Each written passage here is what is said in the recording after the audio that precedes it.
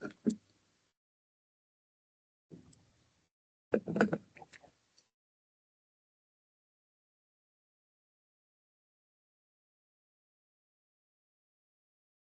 morning, everyone. Thank you for joining us today. We're going to go over the applications for higher education for the state's opioid abatement grants. As some of you know, we had some legislation recently that allowed us to invite state colleges and universities for to join our application process. So we're going to go over the application process a little bit today, and if you have any questions, pop them in the chat. We've got Thomas Schneider moderating for us today, and he's going to assist those with a question answer session at the end. I'm Jill Nichols. I'm the opioid response and grant coordinator for the AG's office. I'm Tracy Ballard. I'm the Deputy General Counsel assigned to our opioid projects here at the Office of the Attorney General. We also have representatives from Healthy Minds joining us today and the Stedman Group.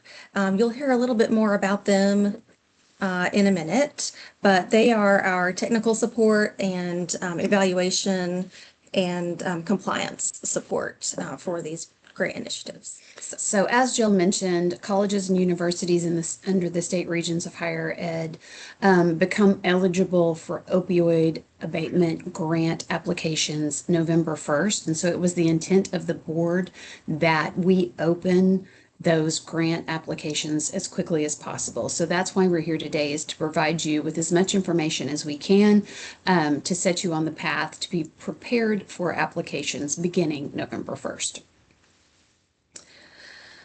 So we're going to talk a little bit about the background of our board and how the settlements came to us. We'll go over, again, the application, the timeline, who qualifies, what you can apply for, and then an appeals process if your application is declined. We'll also touch on some technical assistance and our monitoring, compliance, and evaluations. And again, we'll have a question and answer session at the end. So as you know, the opioid crisis has come in multiple waves, and we're dealing with really kind of the third wave right now. Early on, we were dealing with prescriptions and over prescriptions and the types of dependence that came from that. However, we are dealing with a very different world today, where we're dealing with synthetic opioids, people that were buying things on the open market. And now we have emerged into this new world where very often those who experience opioid overdoses and crises, many may be dependent on their own, but many times they are exposed to the opioids in unintended ways. So they are, when we started, we were tracking prescriptions. Now we're dealing with the black market, and we are dealing with an entire world where people are ingesting or coming into contact with opioids when they never intended to, they intended to experience a different substance than the opioids. And so it's a much more difficult problem to track, and it's a much more difficult problem to respond.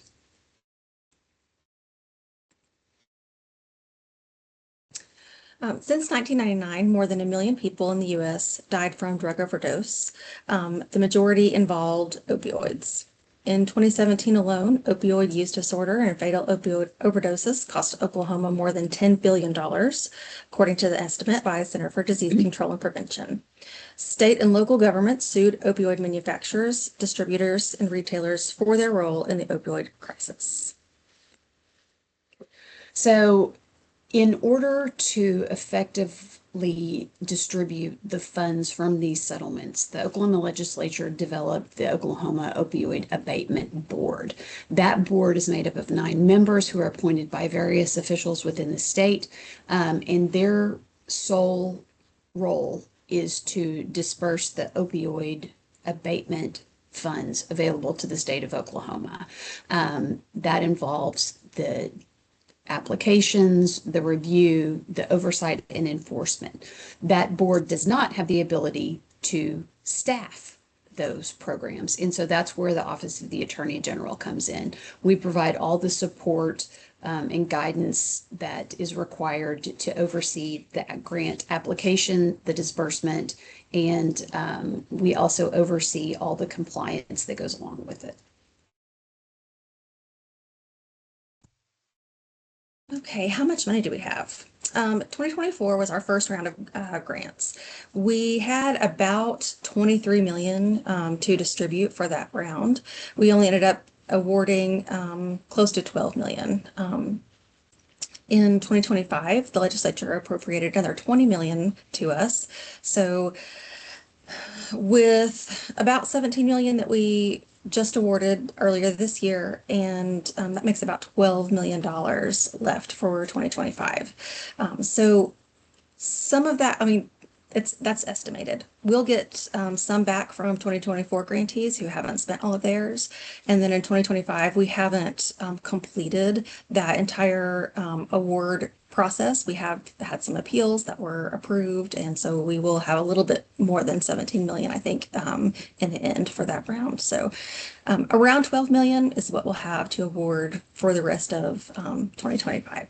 That makes for a much less competitive grant landscape for our higher education applicants. There's a great deal of money available, and I think that there will be a high level of success for those that submit grants that comply with all the grant regulations and that focus on priority strategies for the state of Oklahoma. Okay, applications. As Tracy mentioned, the application portal for state higher education institutions will open on November 1st. It will close on December 31st. So that will give a full 2 months of application. We will have the portal available on November 1st. So if you take advantage of the entire 2 months, that will give you a good amount of time to, you can save your work and come back to it. It'll give you time to log on, figure out the system, and we encourage everyone to do that as soon as possible when the portal opens. And that portal will be posted to our website. And we'll be giving you enough information today and on our website that you can be putting some of those components together now. You don't have to wait for the portal to actually open. So that will that'll set us at January, where our board will start reviewing them. We have a 90-day window of our review period, and then the grants should be awarded or announced in April and funded by June. And of course, those are 2026 dates. There's just a typo on the screen. Sorry.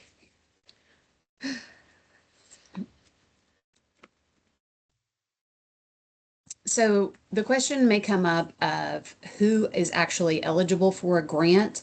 By statute, the Board of Regents or the Board of Trustees of a state educational institution, which is a member of the Oklahoma State System of Higher Education, is considered an eligible political subdivision under the Abatement Grants Act.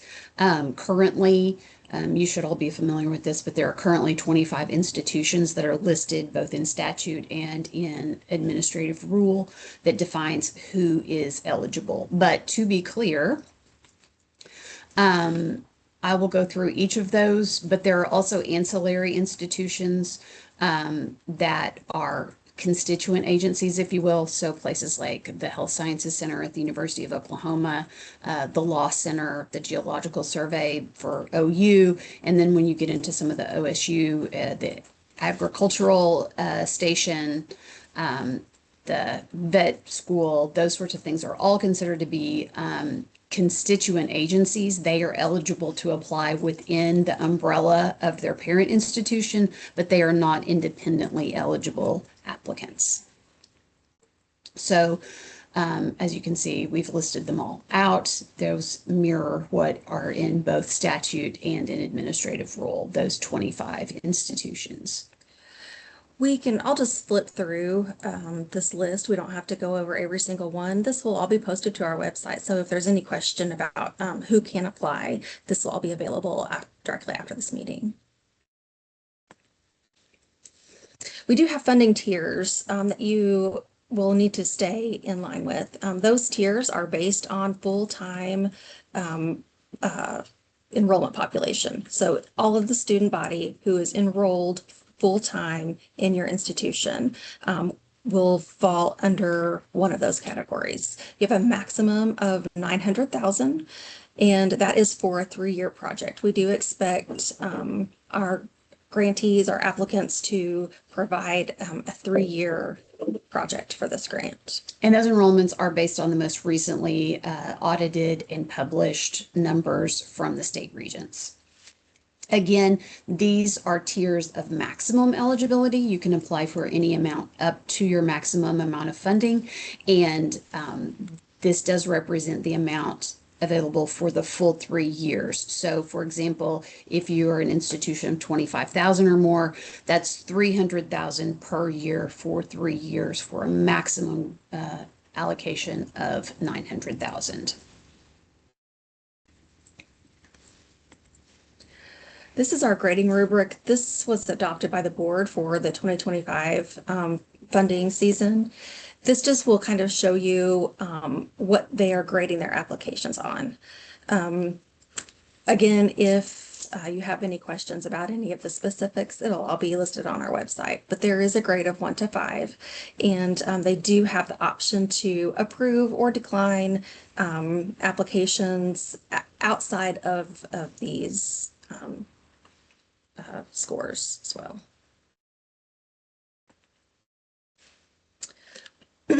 The board has also adopted a set of priority strategies. Now, the grants are eligible to receive funding for anything under Exhibit E as far as the settlement documents go. Our board has decided to narrow that down to a focus of 9 priority strategies that is based on best practices for opioid abatement informed by the National Association of Counties, the Substance Abuse and Mental Health Services Administration, best practices and resource centers, and other registries of evidence-based practices. The selected priorities do conform with Exhibit E and Oklahoma's approved purposes. The prioritized practices were informed by Oklahoma Opioid Abatement Board member recommendations, which include an observed need of adoption in Oklahoma, reasonably expected to be implemented effectively, and grantees produce outcomes during the project period. This was developed with input from our board by Healthy Minds Policy. So they're very familiar with what we're expecting as far as what you can apply for this round. And while these are the priorities of the board, you can see that the final one is other evidence-based strategies. Almost any evidence-based strategy to combat the opioid epidemic that is not considered interdiction is going to be among the potentially approved uses for these dollars. So the board has priorities. They prefer everything to be evidence-based, but that doesn't mean that it has to be something that we've even seen before. It could be something that's listed in some of the published information, but it could be something that's completely novel to the board. Just be prepared if you are proposing something that is new in the state or that we are not familiar with, to provide the evidence to support the likelihood of success for actual opioid intervention or prevention.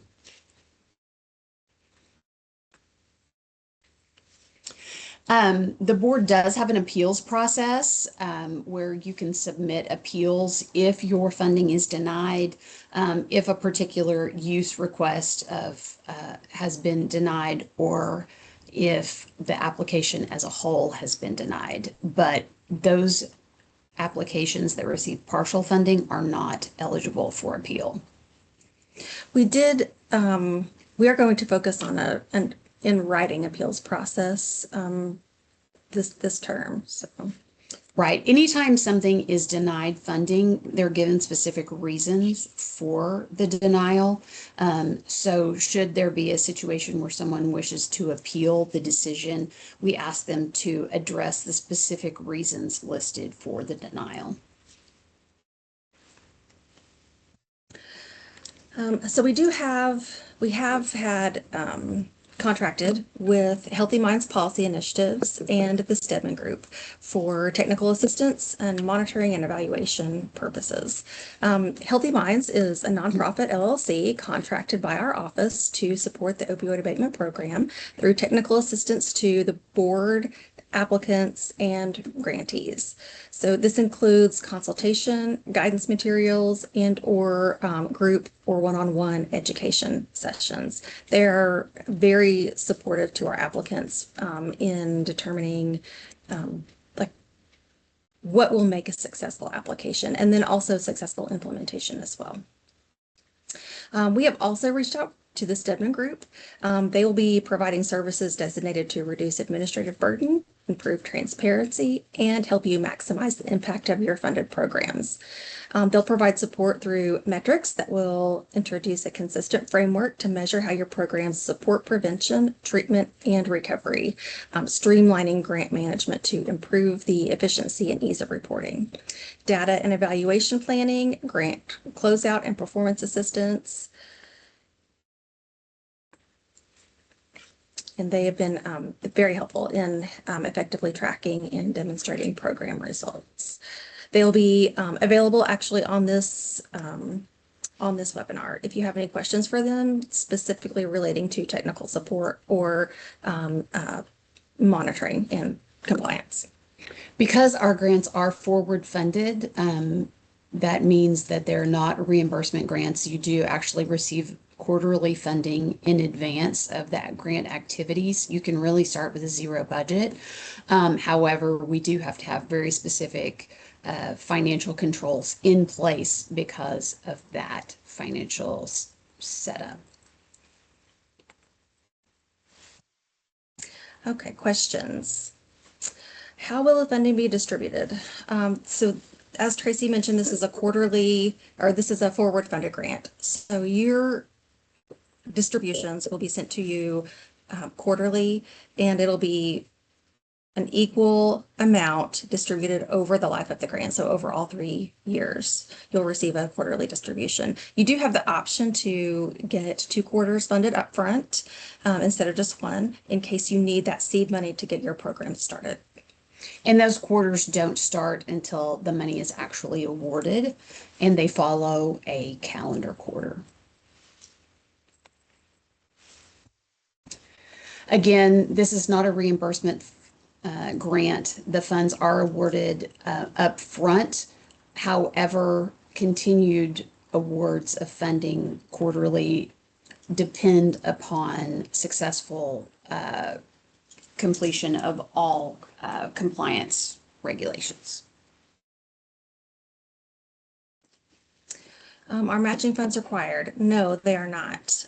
If you choose to use matching or leveraged funds, we certainly welcome that. If you have a program that is bigger than what your grant is funded for, that's great. We just ask that you report that on your quarterly reportings that you submit. This one gets a little tricky. We do not allow sub-grants. However, we do allow our grantees to contract for goods and services with whatever providers that they deem to be appropriate for the specific grant activities.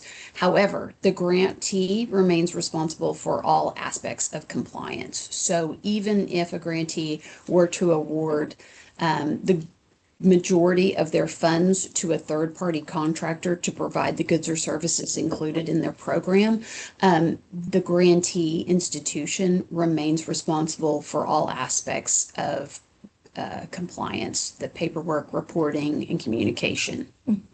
We set that up because some of our other grantees are a lot smaller and more rural.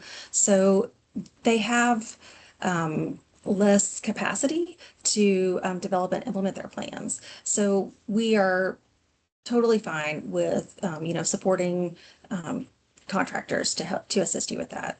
If that's the kind of help that you need, as long as our grantees remain engaged and responsible. And all of the requirements of the grant agreement remain in place regardless of whether the institution is conducting the activities included in the grant or whether they're being completed by a third party. So all of the same record keeping requirements are in place. All of the same reporting is required, regardless of whether it's within the institution or through a contractor. Again, we expect, or our board expects, 3-year proposals for this grant term. So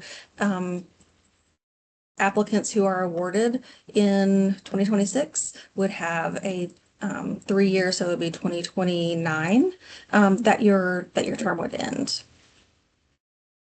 And we're working on, should funding be available for future rounds for the same institutions, we're working on how we would align those in ways to ensure that there's not a gap in funding for continuation of projects. Reporting requirements, again, we are on a quarterly reporting basis. We can conduct random and periodic audits, though. That is within our rights and the board's rights to request that. Or periodic performance reviews can also be conducted. But we do require at least a quarterly reporting. You will be requested to provide financials and also narratives on the success and measures that developed in your program during that time. So programmatic implementation, as well as financial reporting. Please know this is not a gotcha. This is not a federal grant. This is not a rubber stamp. So we are providing information in advance. We will provide training for how to complete the compliance documents, and our partners at the Stedman Group and NIVAC are very good about holding office hours and answering any questions that you have so that you're prepared to accurately and effectively report whenever your deadlines come into play.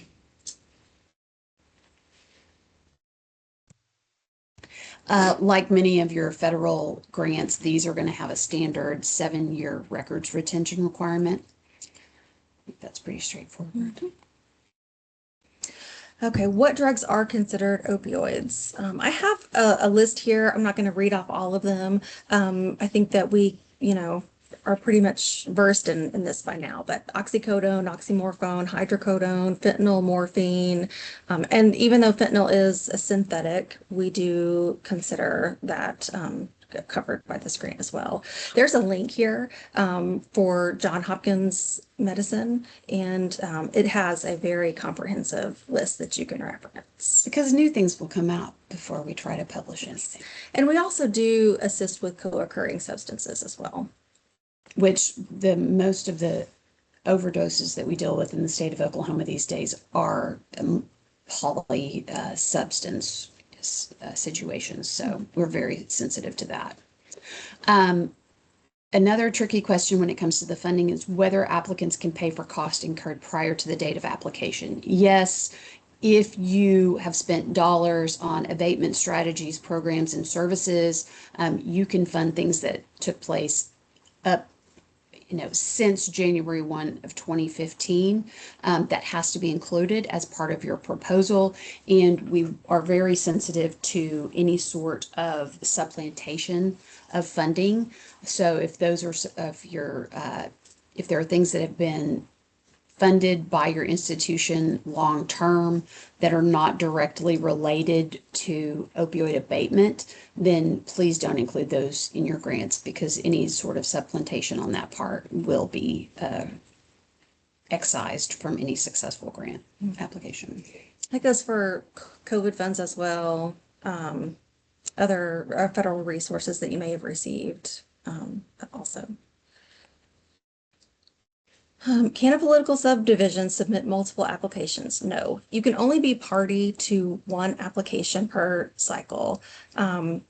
You can, however, provide multiple projects per application. So if you have several things that you want to accomplish, definitely include all of those in your application, but it's just one application encompassing one proposal.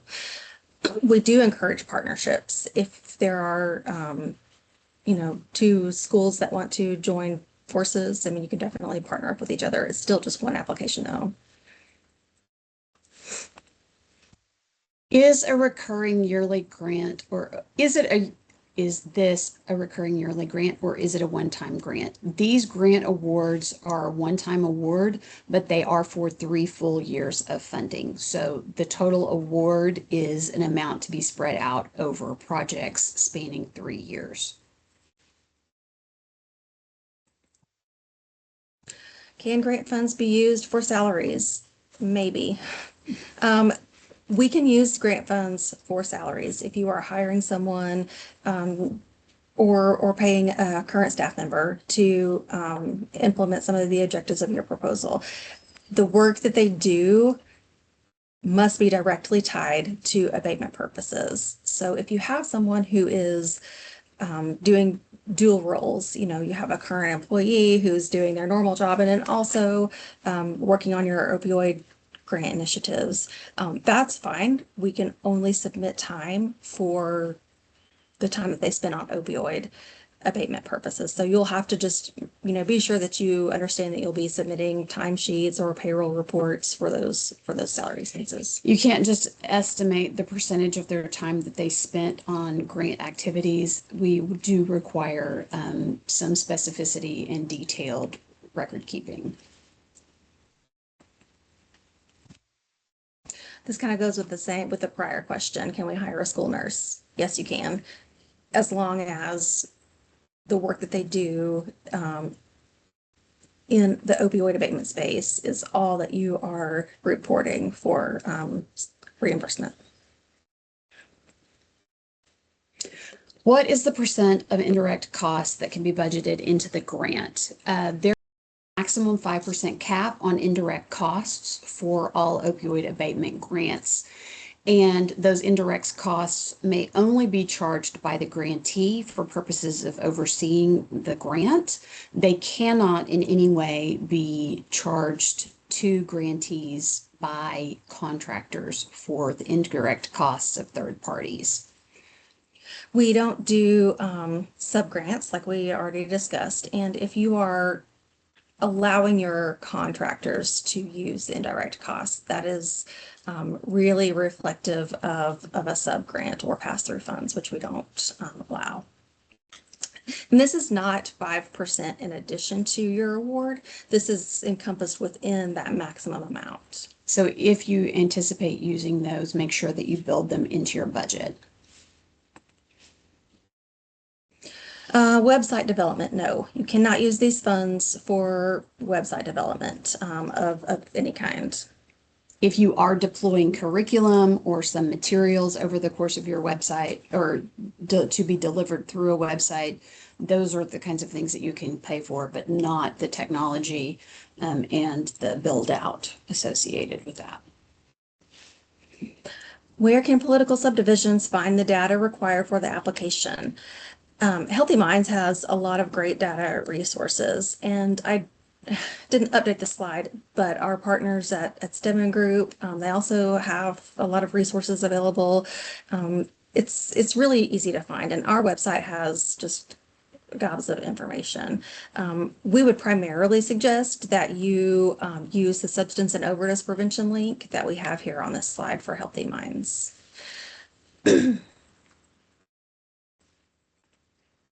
What other questions do we have from the chat, Thomas? Happy to get those to you. What is the start and end date for selected projects? And is there indirect cost rate for these grants? I think we covered that, so we'll just go with the what is the start and end date for selected projects. So the start date would be the date that the board votes to award the projects. We have currently we are doing a one end date for everyone. So if you're awarded in April, then we would make that April of 2029 would be the end date for everyone, no matter where in that time frame their award was actually approved.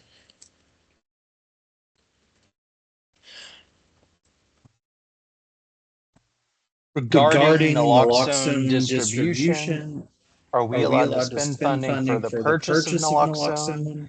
And then I think you've already covered the part-time salaries. So we'll just go with that. Yes, absolutely. You can cover the purchase of naloxone. Oh, one thing that we didn't touch on, for higher education, the use of these funds, we have determined that they are for the benefit of your student body.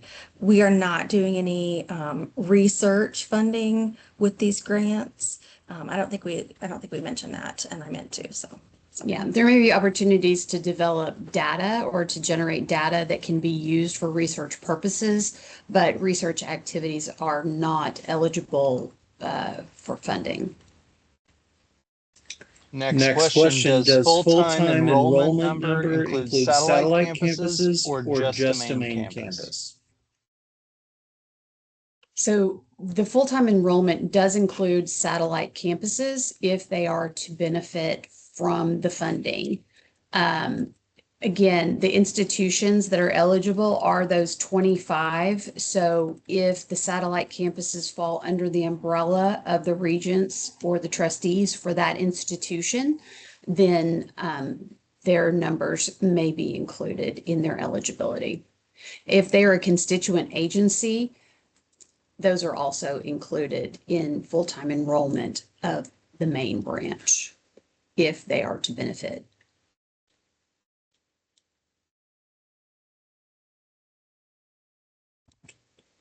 Richard, could you elaborate in the comments on your question? I'm afraid I'm not understanding it. Okay, so Edward asks, can the funds be used to develop substance abuse modules or a certified program? I think that would fall under research or Well, the problem that you get into that is that the board wants to fund evidence-based strategies, not the development of evidence-based strategies. yeah, we really want these funds to benefit the student body for prevention and harm reduction and treatment. I think that asks what the question was. Can it be globally with the university, employees, faculty, and students, or directly students? Yes. I mean, it really is the university as a whole, but not the community that benefits from the university, if that makes sense. So if you are dealing with substance abuse programs that are equally available to students and faculty and staff, then those would be allowed. So in relation to Richard's question, there's an evidence-based program that targets opioid education like an online module. Is that going to be allowed? If it falls within the parameters of evidence-based for opioid outcomes, and it has been tested and studied and proven effective. So if you're talking about making nationally recognized modules accessible to your student body, then a subscription to that or a contract with that provider would be an allowed expenditure. I would just add that the web-based platforms or interfaces that are suggested to be used at your universities, they need to have extensive evidence base and research showing that those specifically. Shannon, we can't hear you. Hang on just a second. I can type it in the chat. Okay. Shannon Dial is with us from Healthy Minds, and put some information in the chat regarding that evidence-based information. Yeah, when it comes to prevention education, some of the information that we have out there is more directed to a K-12 audience. We've recognized that different strategies are appropriate for adult populations, and there are a lot of quality and researched evidence-based strategies out there. So don't feel like you're limited to the things that are specifically listed as examples in the materials that are out there.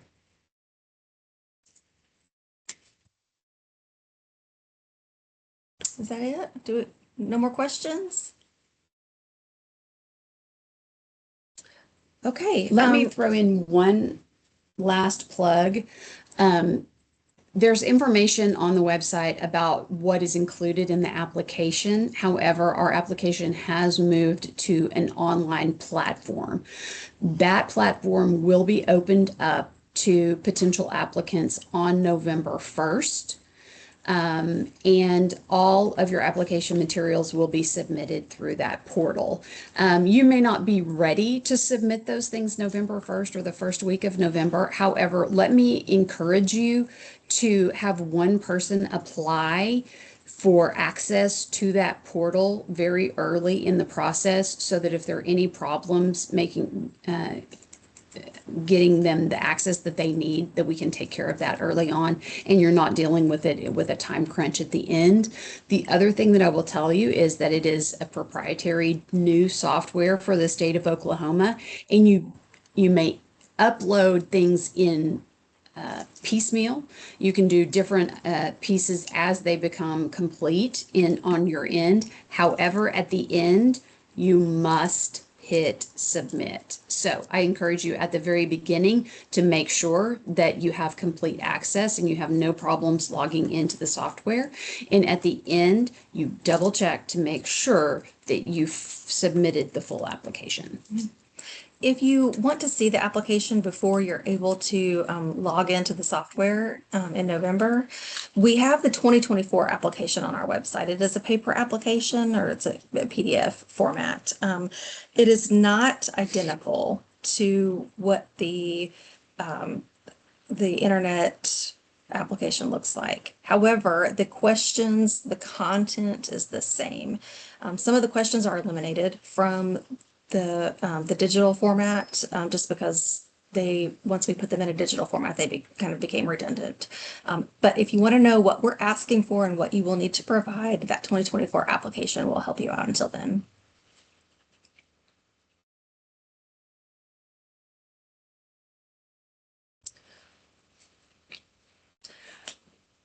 Okay, well, I guess if we don't have any further questions, we'll call it a day. Again, all of this information is posted on our site. The slides from this webinar will be listed, as well as this whole recording will be posted as well. If you have any questions, please reach out to us. Our contact information is listed here as well. And I'll flip over to that slide again real quick. If you have questions about evidence-based strategies, our partners at the Healthy Minds Policy Initiative are on hand to provide any kind of guidance or answer questions on the technical aspects of your application contents.